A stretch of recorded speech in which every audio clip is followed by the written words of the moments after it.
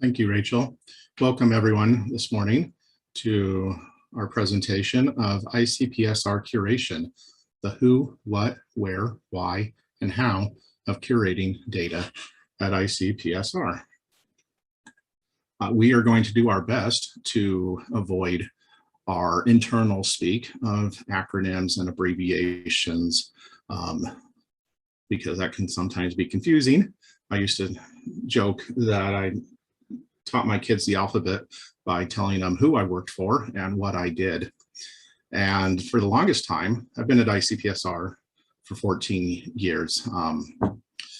And it was sometimes a struggle to describe what I did for my job. But this past year, working on this presentation and also asking some of our fellow coworkers in the curation unit how they describe their job, it's helped solidify for me in a succinct way what we do. And you might notice some common themes or words that are mentioned here by our fellow curators, such as cleaning data, documenting data, preserving data, making it reusable.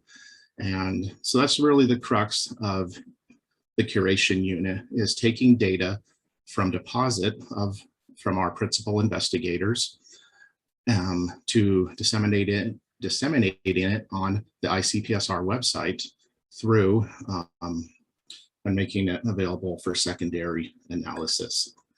Here is a brief outline of some of the topics of the presentation to help us answer the who, what, where, why, and how of curating data.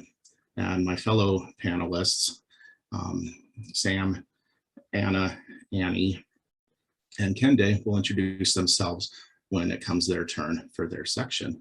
So right now I'm going to turn over the time to Sam to talk about who and what is curation.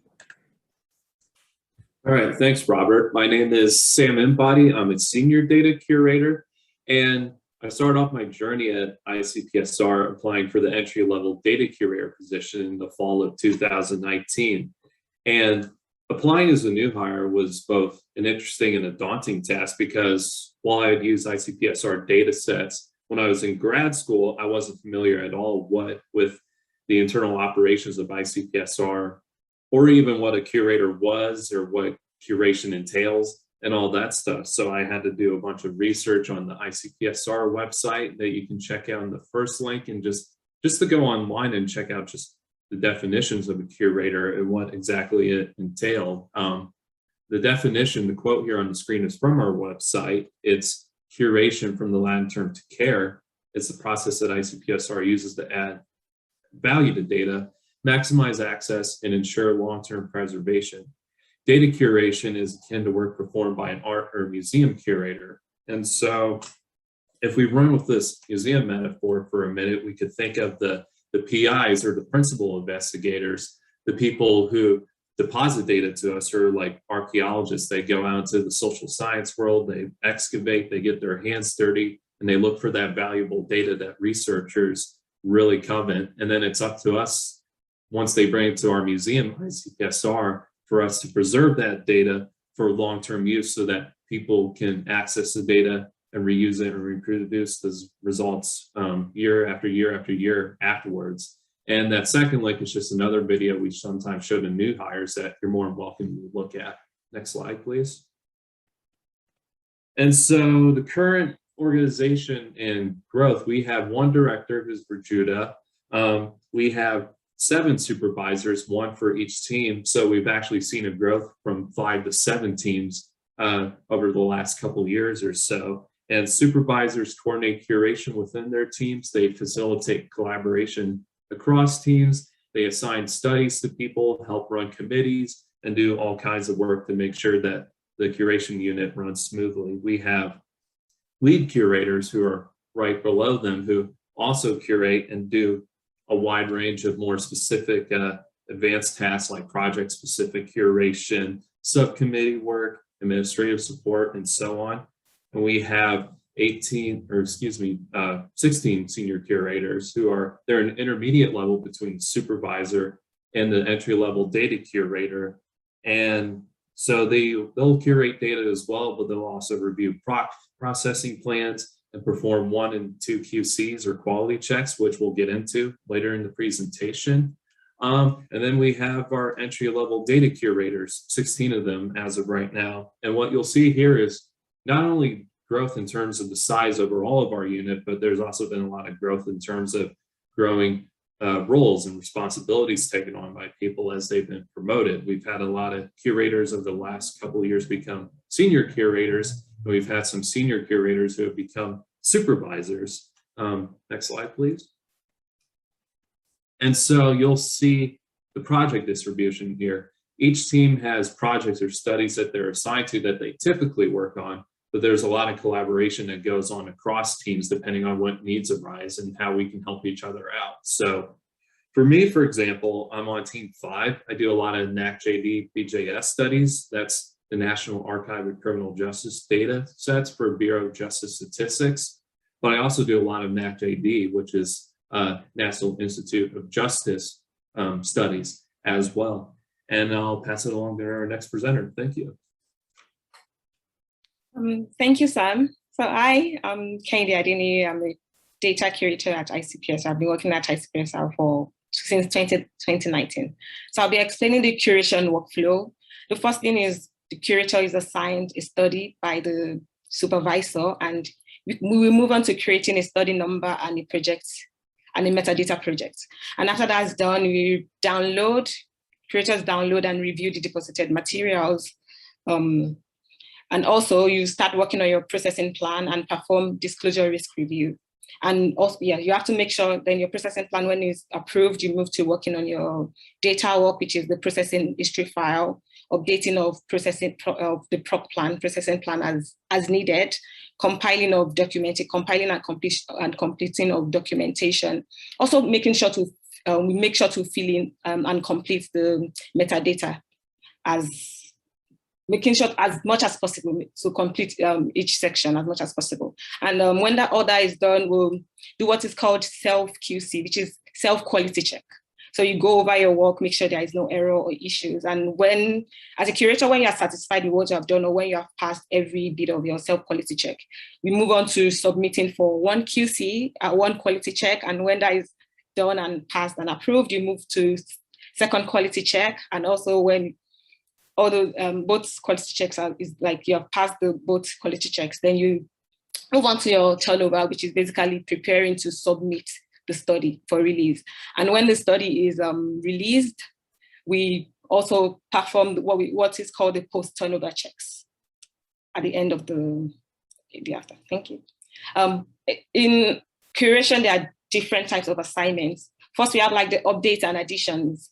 Update is basically updating an existing study, a study that has been released, maybe due to a new information coming in from the PI, you need to update the study. We also have the additions to ICPSR. As a curator, you're working on a new study, so you have to create like your study number, your metadata projects for additions to ICPSR. Also, deposit as a review. This is just, deposit as a review basically is when a staff produce a summary and quality of the deposited material and submit like a report of each study to the grant manager or to the DRP manager. We also have review as an assignment, which is basically our processing plans and our quality checks, as I explained earlier.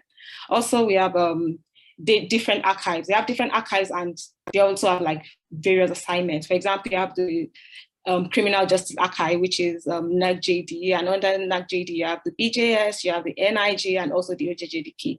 We have the Art and Culture Archive, which is NADAC. We have the RCMD Archive, we have the NADAP, among others. And apart from curating, curators usually work on several projects. In fact, in the curation unit, you are encouraged to take on more roles outside just curating. So curators are members of several committees and subcommittees within ISR and also ICPSR. So we have like for example, we have the STAC ICPSR committee. They plan all the fun activities like our Halloween parties, our Christmas parties. We have the hiring committee, the reference material subcommittee, the metadata committee, professional development committee, among others. Next slide, please. In curation, there are 3 levels of curation. But before I explain the level, I would say before a curator starts working on any projects, the curation level has to be included in the JIRA ticket. You cannot start curation without knowing the curation level you are working on. So we have like level 1, which takes about 6 to 8 weeks from when the study is assigned to when the study is released, and is the least intensive form of curation. This is usually done when we want to release a study. It helps us release a data as quickly as possible without having to do much, without having to do intensive processing. So here you're working on your metadata. As a curator, you're working on metadata. You're working on your processing plan. You're also working on disclosure risk review in case you might need to mask a variable as needed. And things included in study release would be like the study homepage. You have like the subject terms, information as description, title, authors, ICPSR codebook, and also DOI. We also have like statistical packages are included in our release, like SPSS, R, SAS, data, among others.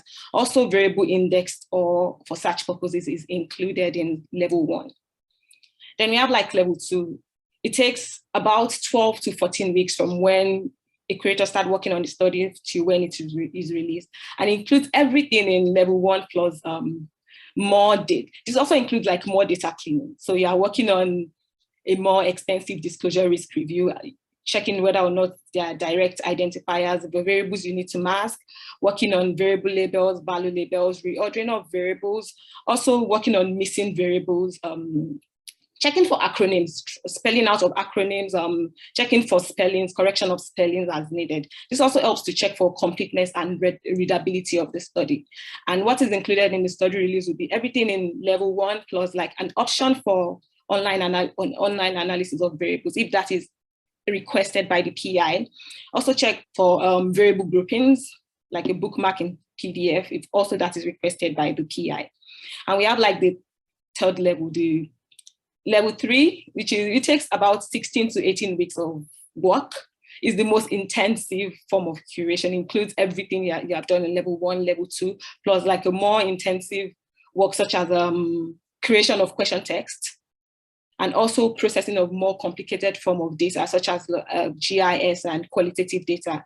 And when the study is released, we check for it. It would include information as in level 1 and level 2, plus also like a searchable question text for curation level 3.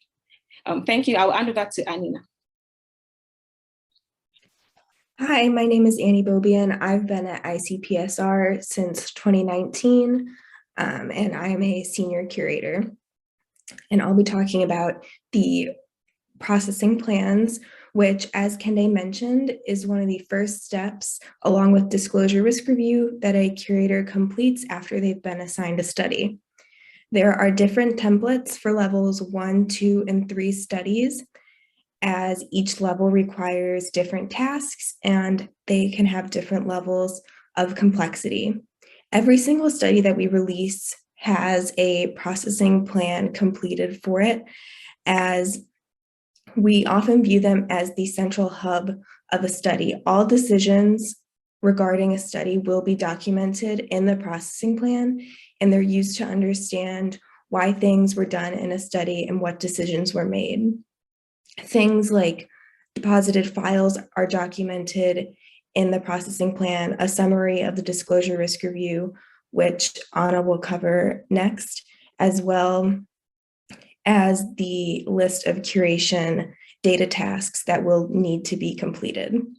For level 1 studies, they only require a supervisor approval, whereas level 2 and 3 studies go through 2 rounds of review by a senior curator as well as a supervisor, since they tend to be longer or have more tasks that might need to be approved by both parties.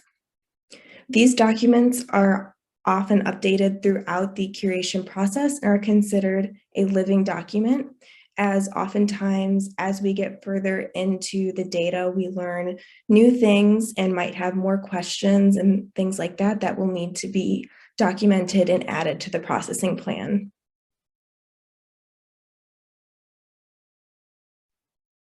Thank you, Annie. Hi, my name is Anna Beriford, and I've been a data curator since 2019. So at this point, we do what is known as a disclosure risk review, or DRR. This is where we look at documentation, data sets, and study websites to look at the risk of re-identification and the risk of harm. The risk of re-identification comes from various or single variables that can identify an individual or an organization, and the risk of harm is the repercussions of being identified. That can vary from humiliation to incarceration to death. Next slide. So we do this by looking at direct and indirect identifiers. Direct identifiers are specific to an individual or an organization. Indirect identifiers are identifiers where a combination of them can start to create a possible or a specific unique profile. So with direct identifiers, something we pay attention to specifically with US-based studies is 7 or 9-digit numbers. Those may be phone numbers or social security numbers. And then with indirect identifiers, something we pay attention to is the population of the smallest geographic unit. Next slide. So after we've taken notes of the risks of the study, we look at the access level. We have 3 different types of access levels: public access, restriction access, including VDE or virtual digital enclave access, and physical enclave access. Each of these access levels have certain risks that are allowed to pass through. Next slide. On top of access levels, we also have remediation actions that we can do. These actions are based on the level of the study of what we may do. For example, if there is a string response, which is a written response, noting someone's housing complex, for a level 1 study, that value would be completely masked. For a level 3 study, other aspects of the string value might be able to pass through, but the specific name would still be masked. Something I want to note is how collaborative this process is. We will often discuss with different curators, and we will often discuss with our supervisors. And at this stage of the process, we can note that we might recommend a different change of access level or the level of the study. And this is where we collaborate with the project management unit and discuss possible changes to either the level or access if that is allowed with the archive. Next slide. So speaking of inter-unit collaboration, metadata. How curation works with metadata is basically we write the abstract or methodology sections of a journal article. So we write the who, the what, and the how. The who being the PI's name and the universe being studied, the what being the summary and the purpose of the study, and the how being the PI's how, so their sampling and study design, as well as ICPSR's how, curation's how, our extent of processing to the study. So we get this data from a large array of sources. We get it from the deposit form, from what they fill out. So from the upper right is an example of how, what the deposit form looks like on our end. And we also get it from PI documentation. Specifically, well, my favorite is IRB forms, but we also use user guides, websites, and a well-cited Wikipedia pages here and there. So because this is what the users will decide on whether or not they want to use the data, this goes through multiple cycles of review by different curators and a final review by the metadata librarian for consistency. Next slide. So the processing history file. This is where we pull in PI deposited data, be it in Excel, SAS data, and we turn it into an SPSS data document. And then we make changes to it based on what was decided in the processing plan, the DRR, and other changes such as fixing ASCII characters, which are suspicious characters, or adjusting variable names and missing and keep lists. There's a large array of what we can do to the study, and there's a large array of tools that we use to finesse this document, from Notepad++ or TextPad to Linux to macros to regular expressions to bash scripts to Excel and so on. Different curators will have different processes for this document, and different archives will have different standards. So a BJS processing history file will look very different from a general archive processing history file. And on the right is a general archive processing history file. Next slide. After the processing history file is complete and we have an SPSS data file, we can run it through our custom script known as Hermes, which was created by our Computer Network Services unit, specifically for curation. So this is a script that generates many of the files that we turn over and that you are able to download once a study is available on our website. It's an incredibly valuable script as it allows us to save a lot of time by not having to manually create each of these files ourselves, and thus allows you to have more options for what programs you'd like to work with as a user. In addition, the script has allowed for much greater standardization as the same files are released with each study and they're created in the same way each time, which allows us to minimize human error and potential discrepancies between studies. And in the screenshot of the script being run, you can see examples of some of the files that are released and the steps that the script takes to create these files. Next slide. All right, so documentation is what we call supplemental files in addition to our data sets, which we've released alongside studies that provide additional context on a given study. So the standard document that we release is an ICPSR codebook, which provides codebooks listed in order in which they appear in a data set, value frequencies, question text, which is derived from a questionnaire or some other deposited material. Hermes will produce the initial PDF that we work from, and then we can edit this based on our own ICPSR standards. Now, other documents that were released can vary widely from study to study. So those could include user guides, questionnaires, methodology documents, and reports. And so for all of these documents, we'll combine these with a cover which is produced within the metadata interface and then edited based on our ICPSR PDF standards. And folks can, if they want to, later refer to that study link at the bottom for a survey of consumer study, which releases a lot of documentation. So you can see some examples of what our final and finished product looks like. Next slide, please. And so processing notes. So this provides useful additional information to users like study website links, as well as abnormalities and discrepancies of what you may view in the data. Some examples could include some disclosure risk review actions, which required alterations to the data, missing labeling information, and some stat package limitations, which makes the data appear different in, say, STATA as opposed to SPSS. So you'll see on the left-hand side here, our processing notes section within the processing plan where we decide are processing notes necessary and what are the context for those processing notes. And then you see on the right-hand side here an example of what that looks like. So it appears in the ICPSR codebook, usually after our terms of use page, but before the variables are displayed. So typically on page 3 of your codebook is where you'll see that. Next slide, please. And then we do also sometimes have some exceptions to our normal PDF standards in the form of a customized style sheet. So we do this by using a Hermes produced DDI, or Data Documentation Initiative file. This allows us to edit the text within the DDI to add some metadata, some series specific information, and anything else requested by the PI. And then we can turn this DDI into a PDF and then revise it just like we do with regular code books.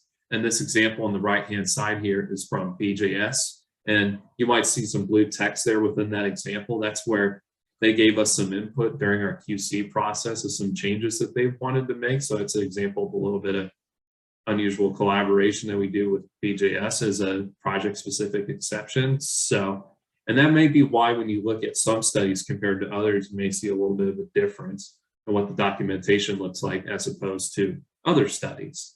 And I'll pass it along to QC. Thanks. Quality checks, also known as QC, are the final steps in curation prior to turnover. They're incredibly important as they ensure that the studies we're releasing meet our standards and are of the high quality that you as users expect from ICPSR studies. Level 1 studies will only go through one round of quality checks, whereas level 2 and 3 studies will go through 2 rounds, much like in the processing plan review stage. Level 2 and 3 studies often have more intense and complex data and label changes, which is why it's important for them to be reviewed by multiple eyes. You can see in this screenshot of a 1QC log the kinds of things that we're looking at this stage, such as looking at the data files themselves, the online metadata, and the documentation. At this stage, we're checking for discrepancies, making sure that everything that was documented in the processing plan has been done during processing and has been done correctly, and looking for any inconsistencies in the data. Next slide, please. This is a screenshot of a 2QC log, which is the final step before release, whereas with 1QCs, all curators are expected to perform those. 2QCs can only be done by senior curators and supervisors, since this is the last pair of eyes that will be on a study before it is approved to be put on our website. At this stage, reviewers are looking for things that may not have been caught in prior stages. So really looking at specific details in the documentation and the metadata, things that might have been missed by the curator or by the first quality check. Next slide, please.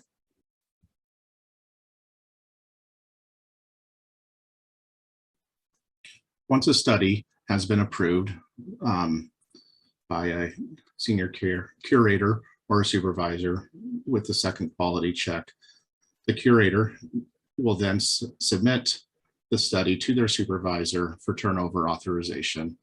The curator, the supervisor, and possibly the project manager will coordinate and schedule a date to release the study, or what we call turnover. The curator, once authorization is given, will run a script in Linux to turn over the study. And this script will take all of the data files that Hermes produced, along with the documentation files that were created. And the script will take the files from our system and place them onto the ICPSR website.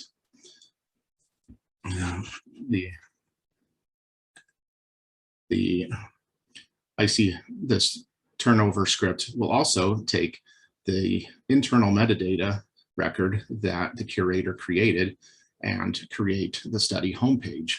And then on the study homepage, you can see here where under the data and documentation tab, where a user can go to obtain the ICPSR codebook or the questionnaire, or if it's a public study, they'll be able to download the data and their preferred statistical package right from this tab.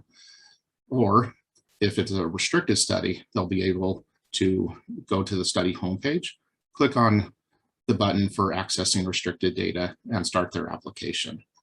The turnover is a great milestone for any curator. I had 2 of them yesterday, so that was a good win for me. And after weeks of work on the study and collaborating with others. So we've gone over the main tasks and kind of the life cycle of the curation process and the main things that a curator will do, taking the data from deposit to dissemination. Over the last couple of years, the curation unit has enjoyed a lot of growth, not just in terms of the overall number of staff that are employed by the curation unit, but in the number of turnovers or the number of studies that are released each year. So in 2017, there were about 150 studies that were released. The 3 years of 2018 to 2020, each year saw over 250 studies released. So that was a big increase. And in 2021, so far this year, we're well on our way to meeting that range of 250 or above. Some of this increased growth can be attributed to the development and the refinement of our curation levels and standards, as well as the creation of subcommittees that curation staff participates on, and the increased communication and collaboration between ourselves, the project managers, and principal investigators. As we're all working together and improving the way we do things, we're doing things better, we're doing things quicker, and we're able to do more. And our growth as a curation unit is a result, helps contribute to ICPSR's growth. More data is being downloaded by users. More users are submitting bibliography citations to add to the ICPSR bibliography. More users are applying for restricted data, and more projects are being started that ICPSR is working on. And over the last 18 months or so, there's been a lot of weirdness and hardness going on in the world. And so ICPSR and curation staff have had to adjust. But we've been also, there's been trying times, but there's also been a lot of wins. And so we asked our fellow curators, what are some of the wins that they had over the last year? And so these are some of the things that they said. Some of them are personal, from a better balance or help with their home life by working at home, or just a personal feeling of accomplishment, whether they're learning new things, learning new skills, being able to have new experiences by working on new committees or new types of work, or seeing the data that they work on being used in the real world by seeing it in a magazine or a newspaper article or some kind of journal article. Or they're able to work on something that is personal meaningful, like this person was able to work on a national probability sample of transgender Americans. And to end here, so many successful companies with products that we might eat or drink are built upon their longstanding and closely guarded secret recipes. ICPSR's director, Dr. Levenstein, has said that the curation unit is the secret sauce of ICPSR. But we definitely haven't shared everything today that goes into data curation or who we are. But we hope that through this presentation, along with other presentations that you may have seen earlier this week, have helped shed some light on what comprises our secret sauce. Yes, we do a little of this and a little of that we've talked about today, but the main ingredient and what makes us successful is a unique combination of skills, knowledge, and experience of the curation staff, ICPSR as a whole, our data users, and of course, you as the ORs that link those data users to ICPSR. I'm going to now turn the time over to the curation unit's director, Rajuda Amarji, for your questions. Rajuda, the floor is yours. Thanks, Robert. And thanks everyone for a really great presentation. We're happy to take any questions that you have. Feel free to enter them into the Q&A or the chat. We've gotten a couple questions in so far, so we will start with those. The first question, if someone is interested in becoming a curator, what skills would they need? That's a great question. So we do, we have a couple qualifications that we look at. So all curators have at least a bachelor's degree in a social science or related field. Many have higher than that. We also look for candidates who have knowledge of social science research methods and survey design, so either through prior work experience or through courses at the undergraduate or graduate level. We look for experience, either work experience or educational experience with cleaning, recoding, merging, setting data, basically data management tasks, and also with performing descriptive statistical procedures or analysis. We also look for experience with any of the common statistical packages. We primarily use SPSS, but we also often get data in various packages. So SAS, data, R, Excel. We look for experience with any of those. Also specifically data management experience, so performing complex functions for Excel, writing advanced macros, things like that. We also look for experience with reading and summarizing technical documents, and also a good amount of curation does require collaboration. So we look for the ability to work with other people as well. I also think like a good amount of curation requires detail-oriented nature, but also ability to look at things in a big picture way. So someone who has a balance of both. I don't know if there's anything the group would like to add.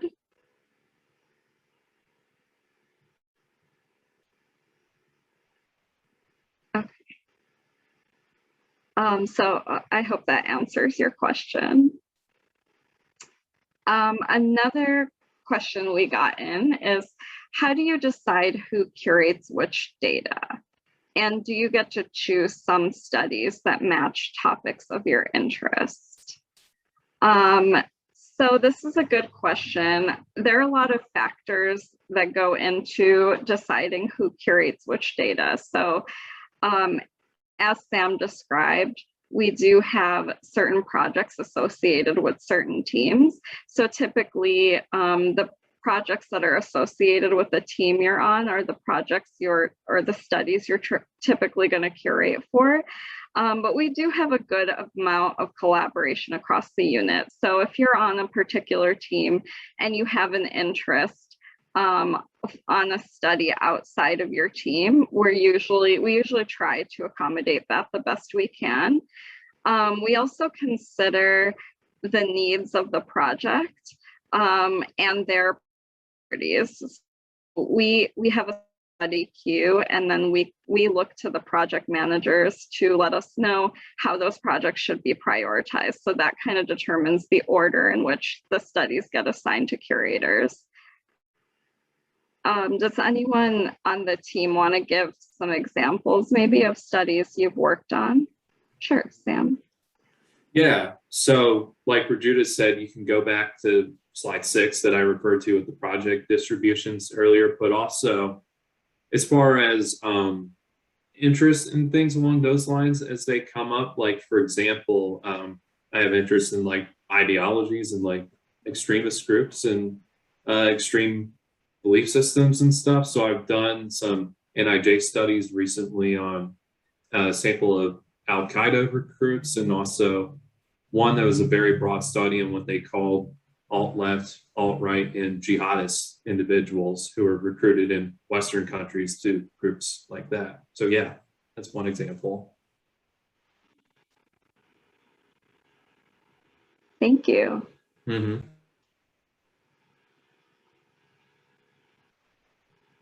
I see some chats asking who has the 9 cats. I'm not sure, but hopefully they're attending this presentation. Another question we got in is, do you see AI ever contributing to this process? That's a really great question. We actually have a new data engineer at ICPSR, and we've started working with him to to determine how we can use scripting and some additional techniques to enhance our curation process. So I could definitely see us using tools that incorporate AI at some point in our curation process. And we're definitely starting to think about that already.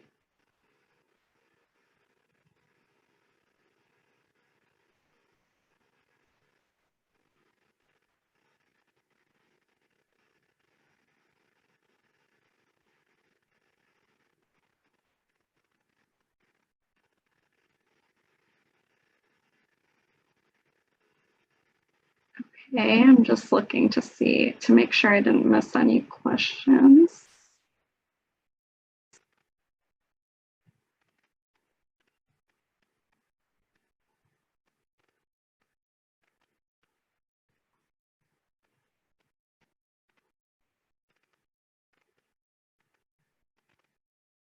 Okay, well, I think one question that might be interesting to the audience, could all of you talk about maybe like a favorite study or a really rewarding study that you've curated in the past?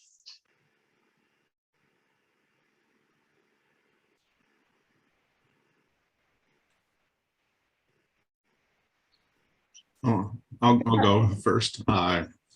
So it's not a secret among my co-workers in the curation unit that I have a strong affinity for the Monitoring the Future study, which is a long-standing study going back 40 years with the Institute for Social Research here at the University of Michigan long ago. Before I came to ICPSR, I worked for Monitoring the Future as one of their field interviewers, going into the schools and administering the questionnaires to the students. And then my first assignment here, when I got hired at ICPSR nearly 15 years ago, was Monitoring the Future, and I've kind of worked on that. And so that was so very rewarding to me to kind of be on both ends of the data collection process, just to collect it and then to help disseminate it. And I basically worked on every single year that we archive here at ICPSR. And I've worked in some capacity on it every year. And so it's been personally rewarding and gratifying. And then I often see a lot of those, see reports of it in newspaper articles and stuff on changes in substance use among today's high school and college youth. I think it said alcohol use recently is down at an all-time low, but marijuana use is very high now. And so kind of a shift in what things are at, and helps me gauge what I need to be talking to my kids about and helping them go through their high school years. Thank you for sharing, Robert. Yeah, so I released the police public contact survey at the end of last year through BJS. So another like research and philosophical interest of mine is like the state and state violence and stuff. And I did my master's thesis on community policing and policing tactics and police community relations and stuff. So that was cool to release a study like that on an important subject that I have some background interest in and stuff. So that was very nice. Thanks, Sam. I think I would say I have like two. The first one would be like, it would be SOC, Survey of Consumers, because that was like the first study I worked on when I got to ICPSR. So it has like a special place in my heart.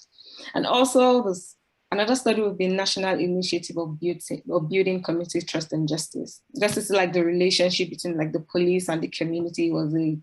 I found the study very interesting. People's response and how you can help shape the relationship between the police and the community. Thanks, Kende. I think my favorite study that I've worked on is Health and Life Study of Koreans. This was a study made by one of our sister institutes researchers, Sung Lee Hee. And an interesting thing about the study was it had very specific disclosure risk reviews issues. One of them was the variable, is your last name O? And that's a very common Korean last name. And it was checked by a QCer who is advised for me to mask that variable. But because of the sample size and the population being studied, we were able to actually have a direct identifier like last name be not disclosive at all. So that was a very unique study for me. Thanks. One of my favorite studies that I ever worked on was it's a long title, Cross-Age Peer Mentoring to Enhance Resilience Among Low-Income Urban Youth Living in High-Violence Chicago Communities. So that was a criminal justice archive study, and it included a lot of qualitative data, and kind of like Anna was saying, there was some unique DRR stuff with that because of the fact that it involved, a pretty small population and also involved minors. So yeah, I learned a lot curating that study, and I think I worked on it for like over 6 months. It was a really long study. Were you able to come up with an acronym for that study? Unfortunately, no. That was a mouthful.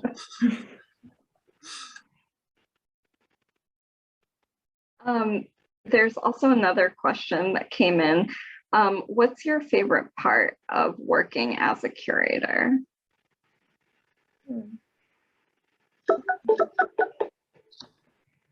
That's a good one. I'll say my favorite part is actually trying to troubleshoot. It might be a little bit stressful. Sometimes you'll be wondering, why am I not getting this? But there's like this rewarding aspect when you're able to eventually get the code to run, get your files and everything to run. I really cherish those moments. So yeah, that would be my favorite part of working as a curator.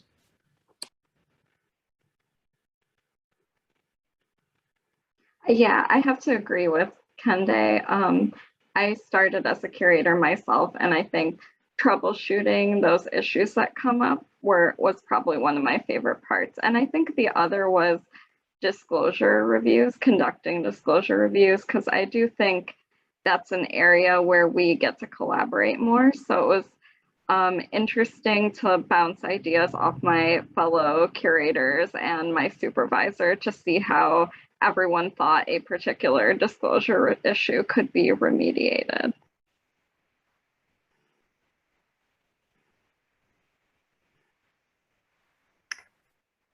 Yeah, that's actually one of my favorite parts, particularly with indirect identifiers. You kind of start to hunt for people, and you can go down a Google just rabbit hole of trying to identify participants, and I have been able to identify participants' names, find people's addresses. Obviously that had to be masked, but it's very fun to kind of go on a hunt for whether or not you can find someone based on the data in the study. Yes, definitely. I think for me, one of my favorite parts is crafting the metadata. We do get a lot of help along the way from text that the principal investigator deposits with us to work as a basis from, but sometimes their documentation is sparse and we have to go hunting for it, or we're hunting through the data to really create a robust metadata record for that study homepage, so that, because that's what a data user is first coming to see, and will help them gauge whether or not this study is going to meet their research question and whether or not they download the data or apply for the restricted data. And so the better the metadata, the more likely a user is going to find the data and then use the data. And then I also like the complex, the challenge of complex work, such as merging files, I've had a lot of opportunities to take multiple data files and condense them down into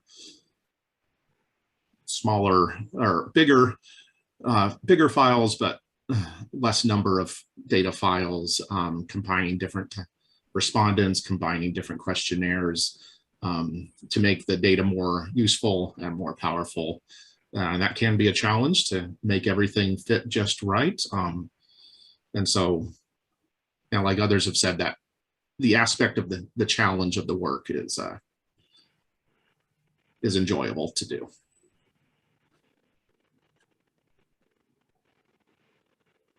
Thank you, Robert.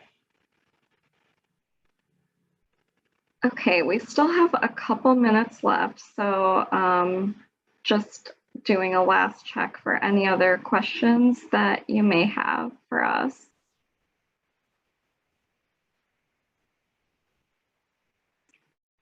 I will also add a plug that the curation unit will have a virtual booth, and that's coming up at noon. So also feel free to stop by our booth if you think of any questions after this presentation.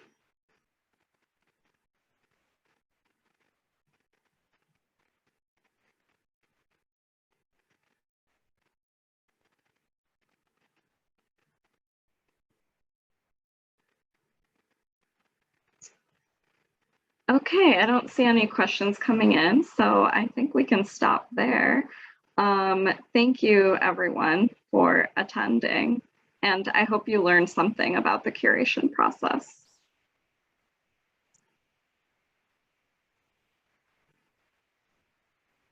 I'll now turn it over to Rachel. All right, thank you, Curation Unit. So we will be wrapping up this webinar, and if you have any questions at all, feel free to stop by the booth next, and feel free to ask in our Slack channel. With that, have a good one, everyone. Take care.